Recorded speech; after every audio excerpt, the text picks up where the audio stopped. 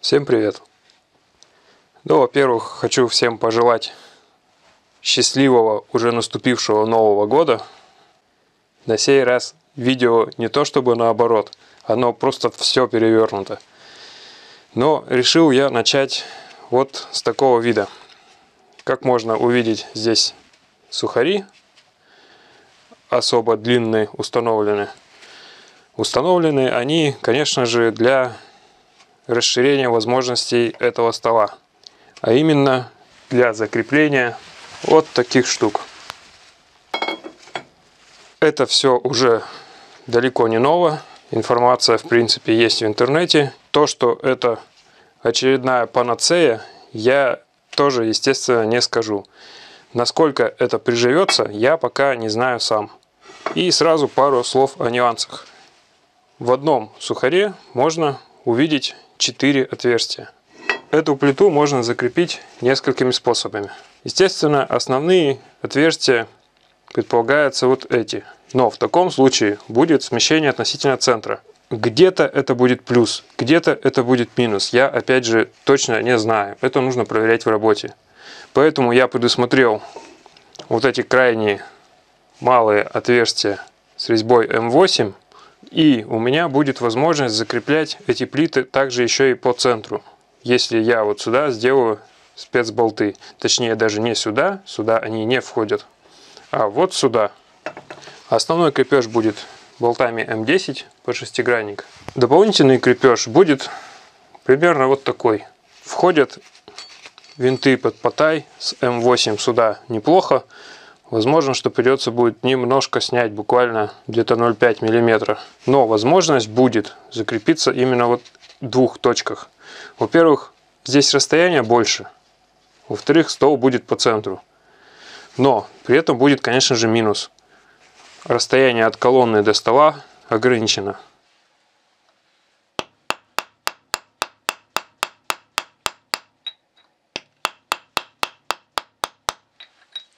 Теперь даже засомневался, стоило ли делать такую плотную посадку. Посадка настолько плотная, что я даже делал отметки маркером. Возможно, лучше было сделать обычные болтающиеся сухари.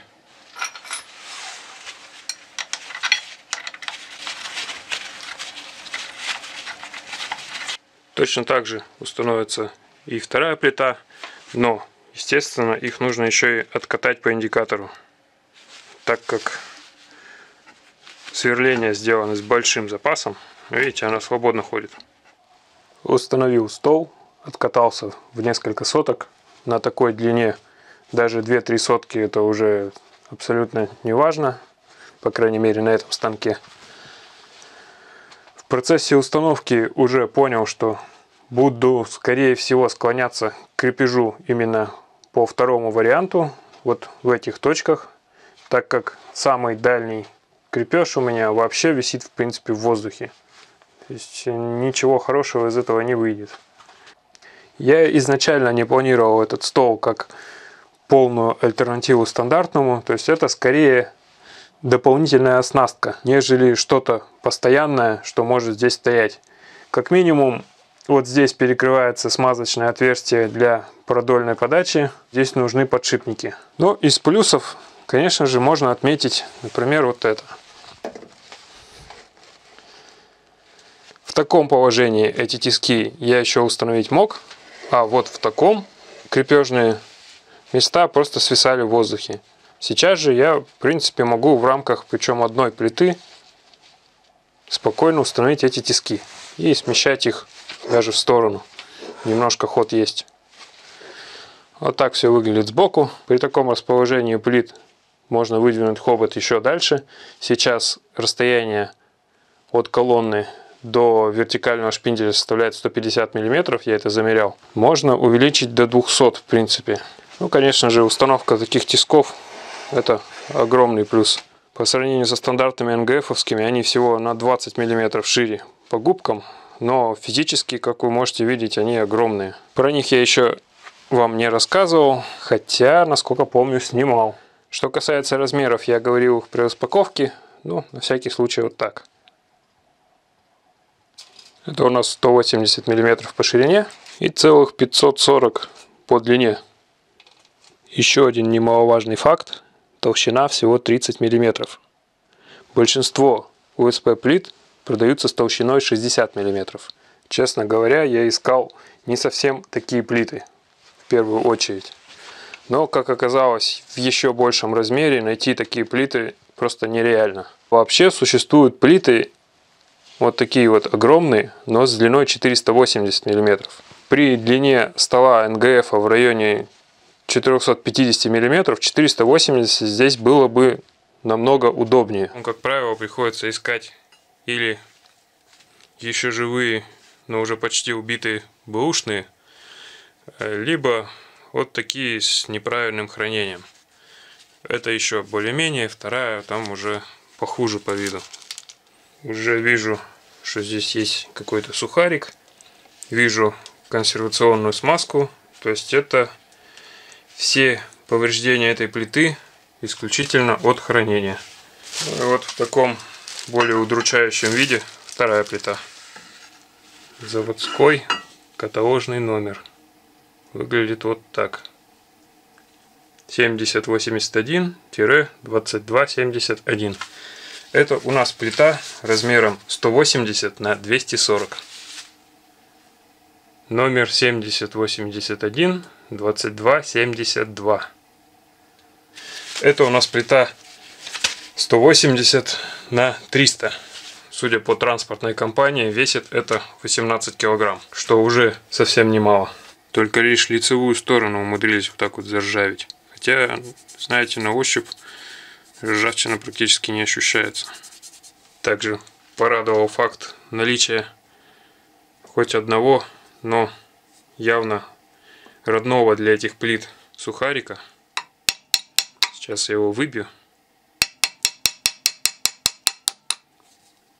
И у меня будет примерный образец реального сухарика для этих плит.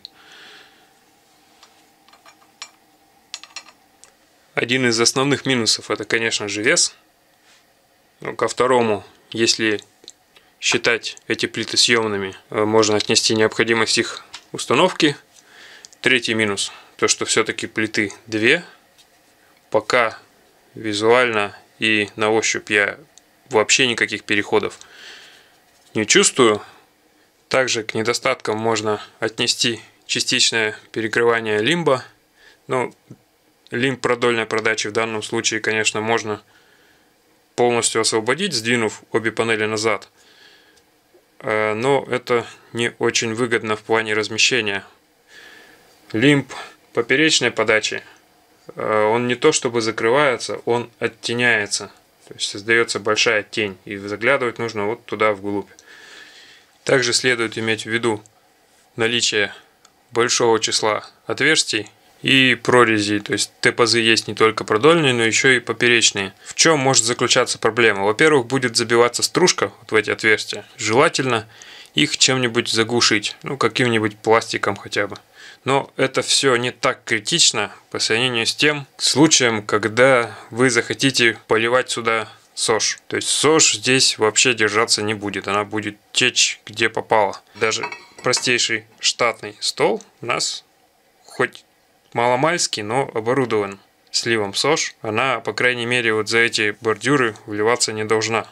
Здесь же потребуются дополнительные доработки, чтобы сделать, ну, такую условную герметичность.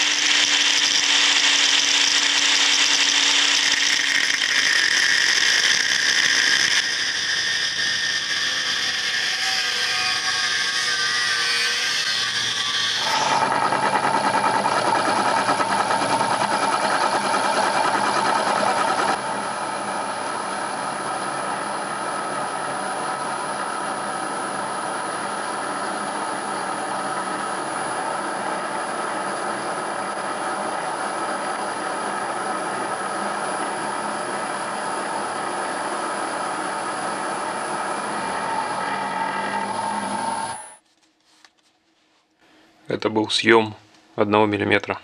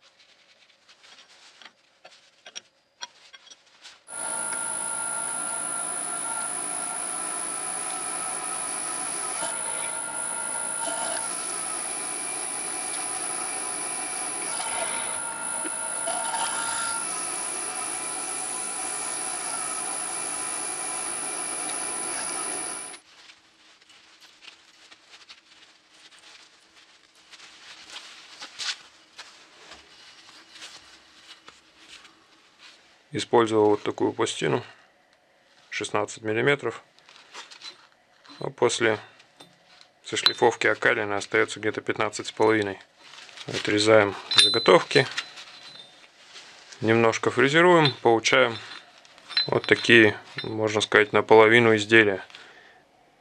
На вид, конечно, выглядит очень привлекательно, но все же не стоит забывать, что это маленький школьный станок. И все, что здесь сейчас стоит, оно просто составлено. Закрепить все сразу, работать всем сразу, как это делают на некоторых больших фрезерных станках, ну, это не тот случай. А пока лишь хотел продемонстрировать свой станок, какой он на текущий момент. Ну, а пока на этом все. Спасибо, что смотрите. Всего хорошего вам в новом году. До свидания.